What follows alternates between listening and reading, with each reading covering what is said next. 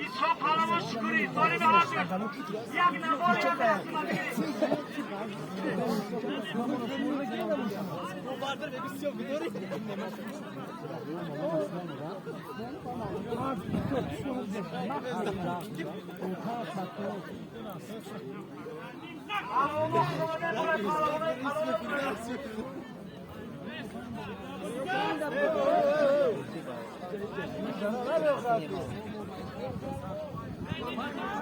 عجب پهلوان عجب همین گوشتین خواهش دارم در بین بگیر دکت دیگه